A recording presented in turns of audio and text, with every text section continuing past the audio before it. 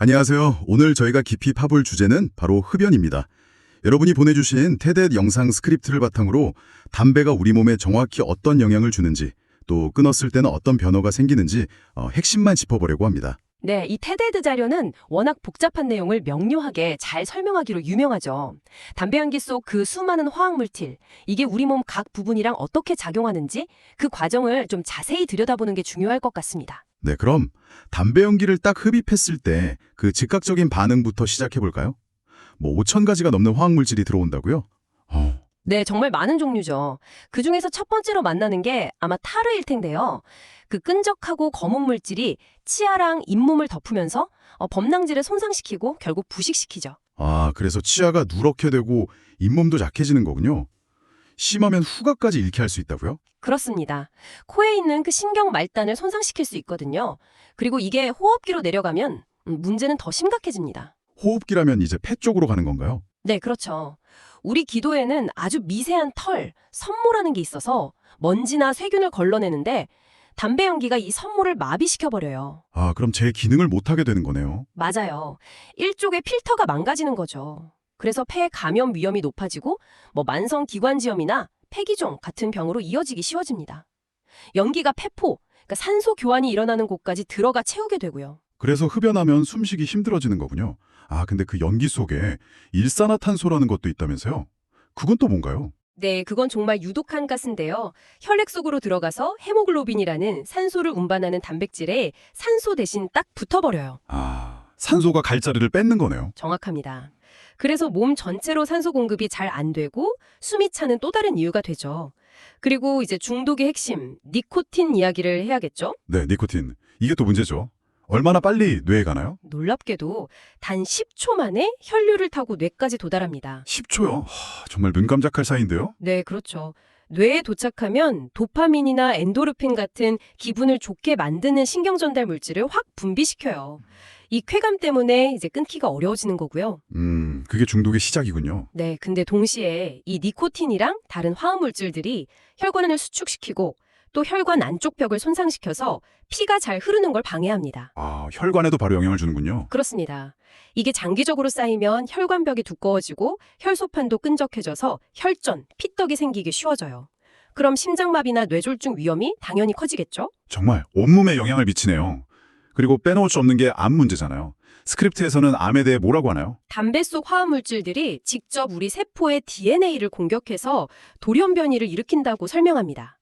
게다가 비소나 니켈 같은 성분들은 우리 몸이 DNA 손상을 복구하는 과정 자체를 방해하고요. 복구까지 방해한다고요? 와. 네, 그래서 폐암뿐만 아니라 정말 다양한 장기에서 암을 유발할 수 있고 시력 손상, 뼈 약화, 여성 불임이나 남성 발기부전 같은 문제까지 일으킬 수 있다고 지적합니다.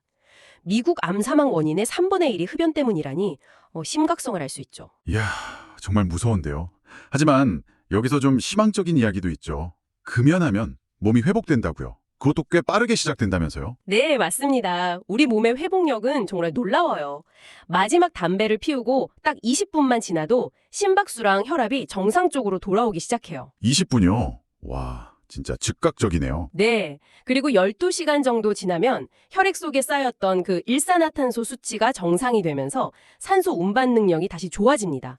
하루만 지나도 심장마비 위험이 줄어들기 시작하고요. 하루 만에요? 그럼 후각이나 미각은요? 그것도 돌아오나요? 네, 한 이틀 정도 지나면 손상됐던 신경 말단들이 회복되기 시작하면서 후각이랑 미각이 돌아오는 걸 느낄 수 있을 겁니다. 와, 정말 신기하네요. 그럼 폐기능 같은 건 좀 더 시간이 걸리겠죠? 기침도 좀 나아지고요. 그렇죠. 폐기능은 한 달 정도 지나면 개선되는 걸 느낄 수 있어요. 기침이 줄고 숨쉬기도 좀 편안해지고요. 아까 말씀드린 그 기도의 선모 있잖아요. 근데 그 청소부 역할하는 거요. 맞아요. 그 손상됐던 선모들이 몇 주 안에 복구를 시작해서 한 9개월 정도 지나면 거의 완전히 회복됩니다. 그럼 감염에 대한 저항력도 다시 강해지죠. 9개월이면 거의 정상으로 돌아오는 거네요.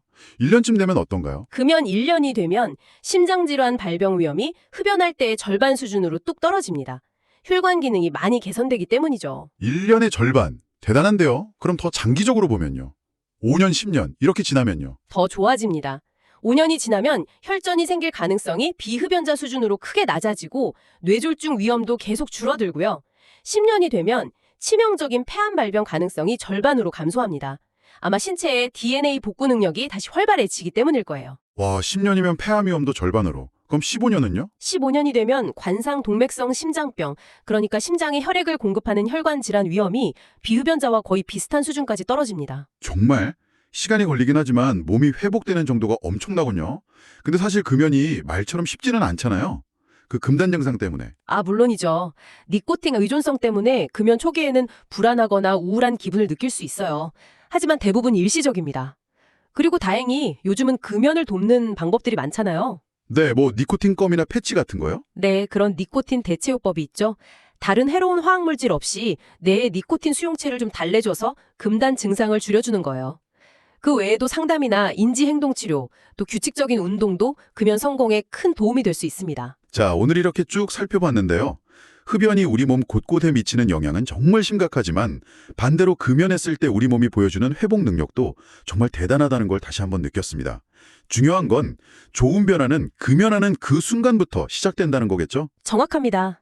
금연은 몸에게 다시 건강해질 기회를 주는 거예요. 여기서 한 걸음 더 나아가서 생각해 볼 질문이 하나 있는데요.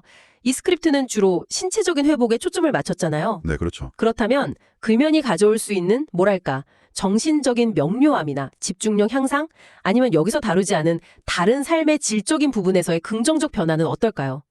아마 건강상의 이점이라는 게 눈에 보이는 신체 변화 그 이상일 수 있다는 거죠. 이 부분은 각자 한 번 더 생각해 보시면 흥미로울 것 같습니다.